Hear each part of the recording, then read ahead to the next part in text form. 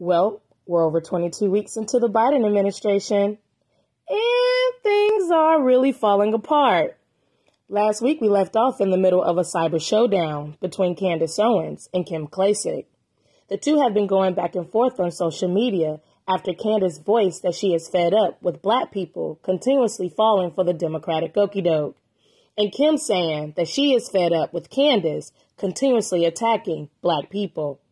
During this beef, the two have made shocking allegations about one another that has brought in legal advice. And Kim says a lawsuit may be on the way because you can't attempt to assassinate someone's character, their career, and their reputation because somebody quote tweeted you and you didn't like it. Okay? You can't do that. And I won't allow this to happen to somebody else. Both of their following seems to be on the same page, that the allegations they're reporting need to be cleared up. However, this is not how you handle this. And fighting does nothing but cause division and exposes cracks in the foundation. And we all know what happens when there's cracks in the foundation. But if you don't, just take a look around. Am I the only one that has noticed collapse after collapse after collapse?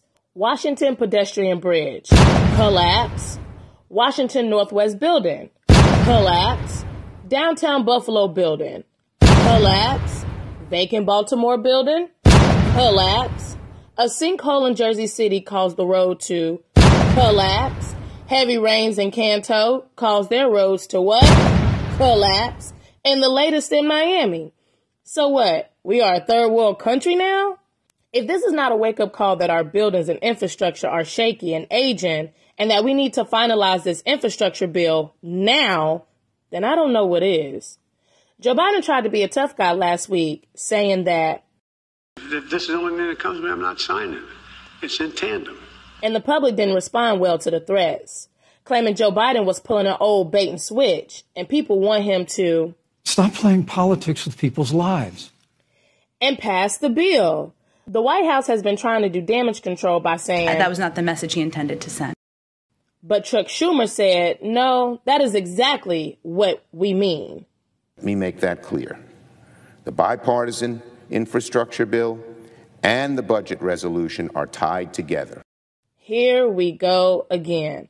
The left argues with the right argues with the left, and Americans in the middle do what? Collapse. But here's some good news. Big Don has landed at the border. Yep, Donnie and Governor Greg headed to the Texas border and told us what we already knew. Biden is destroying our country. Donnie pointed out that the way that Biden and Harris have handled immigration is disappointing. This wall would have been completed. This is the rally that Harris was rushing to get ahead of by booking a trip to El Paso.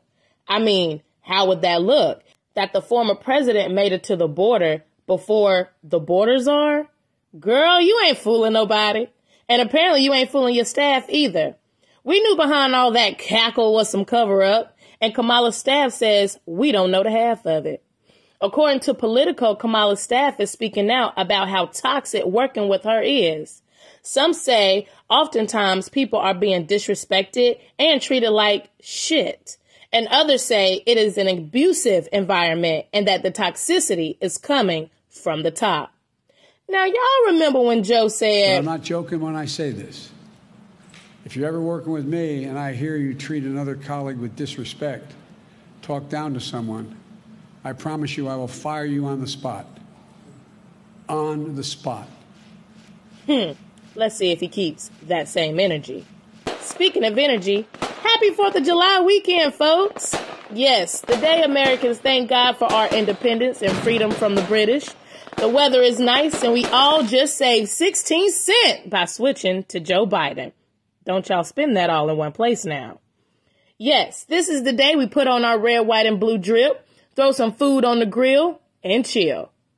Well, unless you're colored, because according to Congress Rep. Cori Bush, when they say that the 4th of July is about American freedom, remember this.